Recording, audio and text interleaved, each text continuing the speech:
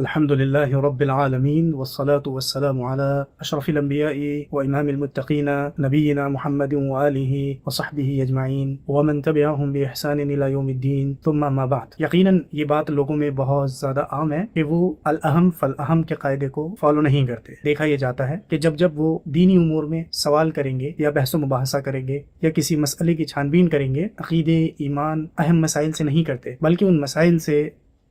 جن سے ان کے عقیدے اور ایمان کا دور دور تک کوئی تعلق نہیں ہے، اس قسم کے مسائل میں دیر رات اور دیر پا بحث و مباحثہ کرتے ہیں، چاہتے ہیں کہ حق کو باطل سے اور باطل کو حق سے غلط ملت کر دیں۔ اسی کڑی میں جب ذی الحجہ کا مہینہ ختم ہو جاتا ہے، لوگ اپنی قربانیاں اللہ تعالیٰ کے سامنے پیش کر کے ظاہری طور پر تو یہ بتا دیتے ہیں کہ ہم نے بدعت کو، شرک کو، کفر کو، حسد کو، اللہ تعالیٰ کی نافرمانی کو اور تمام قسم کے ظاہری اور باطنی فواحش کو، ہوائے نفس کی اتباع کو، جس دن ہم نے جانور کی گردن پر چھری چلائی تھی، ساتھ ہی اپنی ان تمام قباحتوں کو بھی ذبح کر دیا تھا۔ لیکن چند روز گزرنے کے بعد جیسے ہی 18 ذو الحجہ آتا ہے اور پھر اس کے بعد جیسے ہی محرم الحرام، جس کو اللہ تعالیٰ کے رسول صلی اللہ علیہ وسلم نے ارشاد فرمایا، افضل الصیام بعد رمضان شہر اللہ المحرم، رمضان کے بعد سب سے افضل روزے وہ اللہ تعالیٰ کے مہینے محرم کے ہیں۔ جیسے ہی محرم کا چاند دیکھا جاتا ہے، ایک بحث مسلمانوں میں پھر چڑھ جاتی ہے۔ اس سے پہلے کہ ہم محرم الحرام میں واقع ہونے والی بحث و مباحث کی طرف رجوع کریں، مناسب سمجھتے ہیں کہ 18 ذو الحجہ کو اہل تشیع، اثنا عشریہ، روافض اس دن کو عید غدیر کے نام سے مناتے ہیں، اور بعض اہل سنت والجماعت سوشل میڈیا کے زمانے میں حق و باطل کی پرواہ نہ کرتے ہوئے اس قسم کے فتنوں اور شبہات میں ملوث ہو جاتے ہیں کہ وہ بھی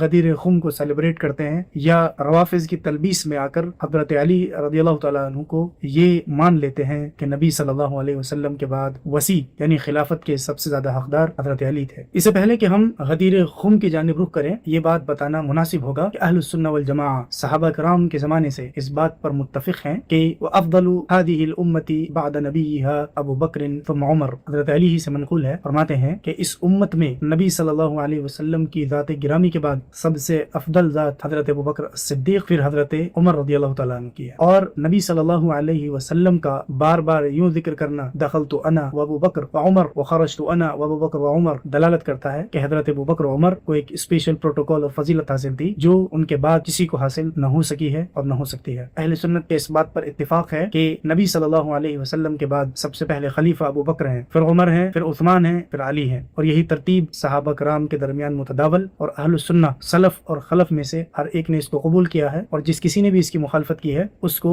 زیادہ حق سے منحرف، مسلمانوں کا راستہ چھوڑ دینے والا، ضال مضل، بلکہ بعض اہل علم نے اس کی تکفیر بھی کی ہے، کیونکہ ایسا شخص دور تک جاتا ہے، پھر وہ بنی امیہ کے آڑ میں اسلام اور اہل سنت سے بغض اور دشمنی ظاہر کرتا ہے، صحابہ کرام سے نفرت اور بغض ظاہر کرتا ہے۔ اس تمہید کے بعد اب ہم غدیر خم کے واقعے کو تفصیل سے سمجھ لیتے ہیں۔ ہوتا یوں ہے کہ نبی صلی اللہ علیہ وسلم خالد ابن ولید رضی اللہ تعالیٰ عنہ کو ایک لشکر کا امیر بنا کر یمن کی طرف روانہ کرتے ہیں۔ حضرت خالد ابن ولید جب فتح یاب ہو جاتے ہیں تو اللہ تعالیٰ کے رسول صلی اللہ علیہ وسلم سے اس بات کا مطالبہ کرتے ہیں کہ ایسے شخص کو آپ میرے پاس بھیجیں جو مال غنیمت کا رکھوالا ہو۔ چنانچہ حضرت علی رضی اللہ تعالیٰ عنہ کو نبی صلی اللہ علیہ وسلم یمن اس لیے بھیجتے ہیں کہ مال غنیمت کی وہ حفاظت کریں، اور اس مال غنیمت کو نبی صلی اللہ علیہ وسلم کے پاس حجۃ الوداع میں یعنی مکہ لے کر پہنچے۔ اس دوران بعض صحابہ کرام یہ نوٹس کرتے ہیں کہ حضرت علی مال غنیمت کے ایک حصے میں تصرف کرتے ہیں اور مسلمانوں کو باقی حصے میں تصرف کرنے سے منع کرتے ہیں، حتیٰ کہ سواریوں پر سوار ہونے سے بھی منع کر دیتے ہیں۔ اس سے صحابہ کرام کے دلوں میں حضرت علی کے تئیں ایک قسم کا بغض اور عداوت پیدا ہو جاتی ہے، اور وہ سمجھتے ہیں کہ حضرت علی بخل سے کام لے رہے ہیں اور مال غنیمت میں بیجا تصرف کر رہے ہیں، حالانکہ حضرت علی رضی اللہ تعالیٰ عنہ اللہ تعالیٰ کے اس فرمان وَاعْلَمُوا أَنَّمَا غَنِمْتُم مِّن شَيْءٍ فَأَنَّ لِلَّهِ خُمُسُهُ وَلِلرَّسُولِ وَلِذِي الْقُرْبَى وَالْيَتَامَى وَالْمَسَاكِينِ۔ اس آیت میں اللہ تعالیٰ نے اسی بات کی ترجمانی کی ہے کہ جان لو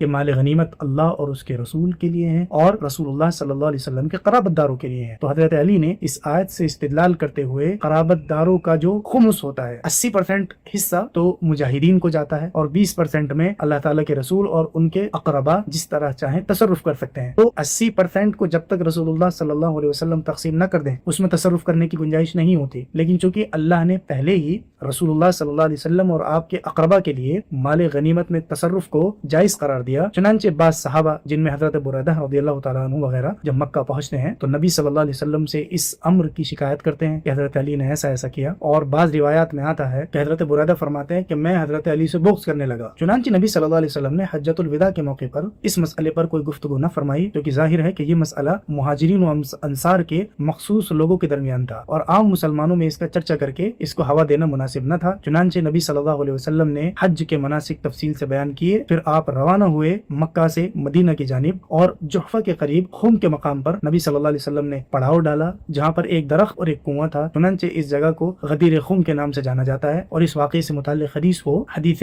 गदीर खुम कहा जाता है। चुनांचे आपने तकरीर इरशाद फरमाई। मैं चाहता हूँ कि नबी सल्लल्लाहु अलैहि वसल्लम के अल्फाज आपके सामने सही मुस्लिम और दीगर कुतुब हदीस से रख दूं ताकि ये बात वाज़ेह हो जाए कि नबी सल्लल्लाहु अलैहि वसल्लम ने क्या बात इरशाद फरमाई थी। वअन ज़ैद इब्न अर्क़म क़ाल क़ाम रसूलुल्लाह सल्लल्लाहु अलैहि वसल्लम यौमन बीना ख़तीबा बिमाई युदअ खुम्मन बैन मक्कत वल मदीनत फ़हमिदल्लाह व अस्ना अलैहि व वअज़ व ज़क्कर थुम्मा क़ाल अम्मा बाद अला या अय्युहन्नास फ़इन्नमा अना बशरुन यूशिकु अन यातिया रसूल रब्बी फ़अजीबु व अना तारिकुन फ़ीकुम थक़लैन फ़लहुमा किताबुल्लाहि तआला फ़ीहिल हुदा वन नूर फ़ख़ुज़ू बिकिताबिल्लाहि व तमस्सकू बिही फ़ख़ुज़ू बिकिताबिल्लाहि व तमस्सकू बिही फ़हस्स अला किताबिल्लाह व रग़्ग़ब फ़ीही थुम्मा क़ाल व अहलु बैती उज़क्किरुकुमुल्लाह फ़ी अहलि बैती उज़क्किरुकुमुल्लाह फ़ी अहलि बैती उज़क्किरुकुमुल्लाह फ़ी अहलि बैती। ज़ैद इब्न अर्क़म फरमाते हैं कि एक दिन नबी सल्लल्लाहु अलैहि वसल्लम माए खुम के पास हमारे दरमियान इस तरह खड़े हुए कि आपने खुतबा इरशाद फरमाया और कहा, है लोगों, मैं बशर हूँ और अनकरीब मेरे पास मेरे रब का कासिद आने वाला है और मैं उसकी बात पर लब्बैक कह दूं, यानी मलकुल मौत मेरे पास आए और मैं अपनी रूह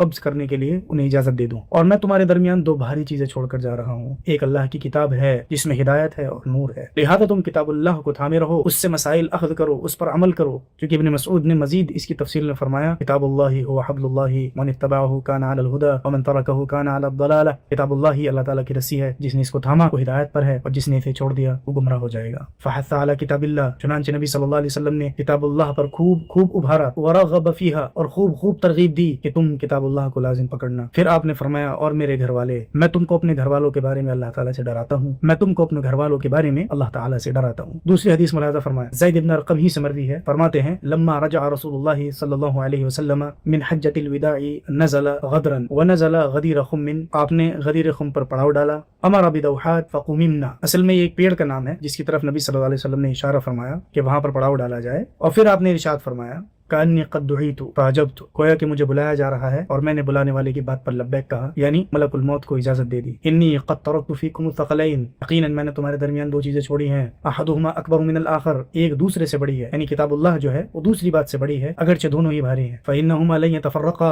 इसलिए कि ये दोनों एक दूसरे से जुदा नहीं हो सकते। किताबुल्लाह, अल्लाह ताला की किताब, व इतरती, और मेरे अहले बैत, फ़न्ज़ुरू कैफ़ तख़लुफ़ूननी फ़ीहिमा, लिहाजा तुम देख लो कि मेरे जाने के बाद इन दोनों में तुम किस तरह का मामला करोगे, इन दोनों के साथ हक और इंसाफ का मामला करोगे या कुरान हकीम को पीछे छोड़ दोगे। फ़इन्नहुमा लन यतफ़र्रक़ा हत्ता यरिदा अलैयल हौज़, इसलिए कि ये दोनों जुदा नहीं हो सकते यहाँ तक कि मेरे पास हौज़ पर आ जाएं। और एक रिवायत में हाकिम वगैरह में है, इन्नी क़द तरक्तु फ़ीकुम शैअइन लन तदिल्लु बअदहुमा किताबुल्लाहि व सुन्नती व लन यतफ़र्रक़ा हत्ता यरिदा अलैयल हौज़, कि मैंने तुम्हारे दरमियान दो चीजें छोड़ दी हैं, एक अल्लाह की किताब है और दूसरा मेरी सुन्नत है, दोनों जुदा नहीं किए जा सकते यहाँ तक कि कल क़यामत के दिन मेरे पास हौज़ पर आ जाएं। तुम्मा अख़ज़ बियदि अली, ये शाहिद है हमारी पूरी गुफ्तगू में, जो मेन चीज है वो यही जुमला है, तुम्मा अख़ज़ बियदि अली फ़क़ाल, फिर आपने अली रज़ियल्लाहु तआला अन्हु का हाथ पकड़ा और उन सहाबा कराम को मुखातब किया जो हजरत अली के माल गनीमत में तसर्रुफ की वजह से और मुसलमानों को उस माल में तसर्रुफ करने से रोक देने की वजह से बुग़्ज़, नफरत और अदावत करने लगे थे, आपको नापसंद करने लगे थे। आपने फरमाया, हादा अली, ये अली है, मन कुन्तु मौलाहु, जिसका मैं मौला और दोस्त हूँ, फ़हादा अलीयुन मौला, अल्लाहुम्मा वाली मन वाला, ए अल्लाह तू उस शख्स को महबूब और पसंदीदा और दोस्त रख जो अली से दोस्ती रखता है, व आदि मन आदा, और उससे दुश्मनी कर जो अली से दुश्मनी करता है। दरअसल इस रिवायत को अहले तशय्यो और रवाफिद ने बुनियाद बनाते हुए इस बात पर इस्तिदलाल किया कि यहाँ वली से मुराद मूसी बिल खिलाफा है, यानी वो शख्स जिसको खिलाफत की वसीयत की गई है। लेकिन ये बात कई एतबार से महल नजर है। नंबर एक, अगर ये वसीयत नबी सल्लल्लाहु अलैहि वसल्लम ने हजरत अली को की थी तो तमाम सहाबा की मुखालफत के बाद उन्होंने, जबकि वो अपने तकवा और परहेजगारी और नबी सल्लल्लाहु अलैहि वसल्लम के सामने सर तस्लीम खम कर देने में बुनियादी हैसियत रखते थे, क्यों उन्होंने इस हदीस पर अमल न किया और अपनी खिलाफत को दीगर सहाबा कराम से नहीं लिया? दूसरा जवाब, वली का मतलब, मौला का मतलब, इब्न असीर ने निहाया फी गरीब अल हदीस के अंदर 16 معنی میں ذکر کیا ہے، جن میں سے ایک ابن العم ہے، چاچا کا لڑکا، دوسرا معنی سسرالی رشتہ دار کے طور پر بھی آتا ہے، تیسرا معنی دوست کے طور پر آتا ہے، چوتھا آزاد غلام کے طور پر آتا ہے۔ تو کیوں کر ایک ایسے لفظ کو جس کے متعدد معنی اہل علم نے اور ان لوگوں نے جو لغت کا علم رکھتے ہیں بیان کیے ہیں، تو کس طرح سے حاکم اور خلیفہ کے معنی ہی کو فٹ کر دیا جائے اور باقی معنی کو چھوڑ دیا جائے، جبکہ دیگر روایات اور واقعات اس بات کی شاہد ہیں کہ اگر یہ وصیت ہوتی کہ حضرت علی رضی اللہ تعالیٰ عنہ خلافت کے اولین حقدار ہیں تو کبھی بھی وہ اپنے حق سے دستبردار نہ ہوتے۔ اس کے بعد جو اہل علم نے روایت نقل کی ہیں قریب ایک ہی معنی کی ہیں۔ پہلی حدیث جو ہم نے ذکر کی تھی وہ صحیح مسلم سے تھی، دوسری حدیث جو ہم نے ذکر کی ہے اس کو معانی الاثار میں امام الطحاوی نے، امام نسائی نے سنن الکبریٰ میں نقل کیا ہے۔ اس کے علاوہ اور بھی محدثین ہیں، امام حاکم ہیں،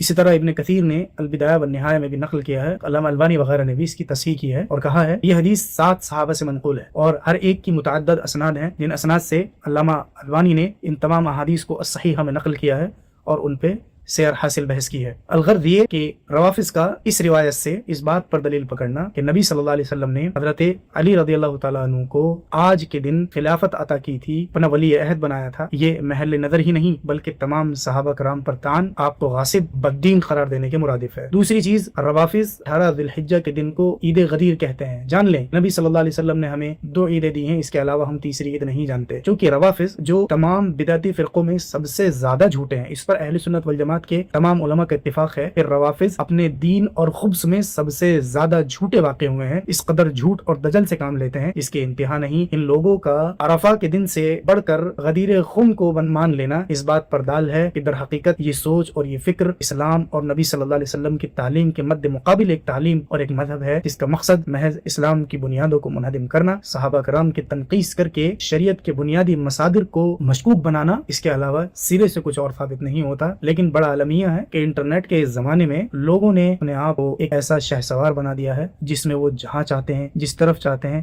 جیسے چاہتے ہیں اور جس انداز سے چاہتے ہیں تصرف کرتے ہیں، ہر ایک کو سنتے ہیں، ہر ایک کی باتیں لیتے ہیں، اور یوں معلوم ہوتا ہے کہ لوگوں کی اکثریت تمام فرقوں سے ہٹ کر اب رفض اور صحابہ کرام کی دشمنی اور شیعیت کی طرف گامزن ہے، جو بہر کیف تمام اہل سنت والجماعت کے لیے، چونکہ یہ ایک ایسا فتنہ ہے کہ اگر کوئی شخص دین کے نام پر اس فتنے میں ملوث ہو جائے تو دین اور شریعت کے نام پر اس کے پاس کچھ باقی نہیں رہے گا، قرآن محرف جاننے لگے گا، ان روافض و شیعوں کی طرح احادیث کو مشکوک گردانے گا۔ لہذا ہم اللہ تعالیٰ سے دعا کریں کہ اللہ تعالیٰ ہمیں اس قسم کے تمام شرور و فتن سے محفوظ رکھے اور ہمیں کتاب و سنت کو صحابہ کرام کے منہج پر سمجھنے کی توفیق عطا فرمائے، کہ صحابہ کرام ہی وہ کڑی ہیں کہ اگر ان کو نکال دیا جائے تو دین اور دھرم نام کی کوئی چیز باقی نہیں رہتی ہے۔ یہی وہ رجال ہیں الذین نقلوا الینا دیننا، جنہوں نے ہماری طرف ہمارا دین منتقل کیا ہے، وہی انگشت نمائی کے ہدف بن جائیں تو پھر ان کے علاوہ کون سی ایسی ہستیاں ہیں جن پر آدمی بھروسہ کر کے ان کے علم پر یقین کرے گا اور شریعت کو اختیار کرے گا۔ اقول قولی ھذا استغفر الله لي ولكم ولسائر المسلمين، قد قلت ما قلت، ان صوابا فمن الله وان خطأ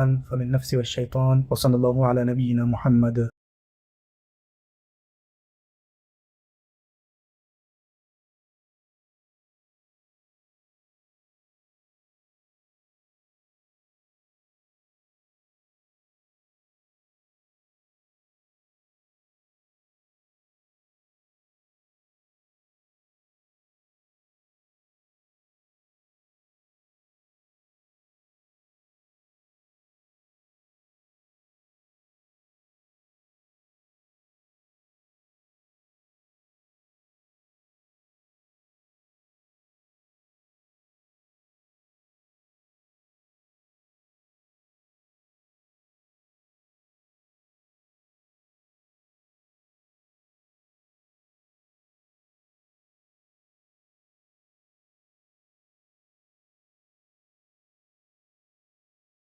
ایک لمحہ فکریہ ہے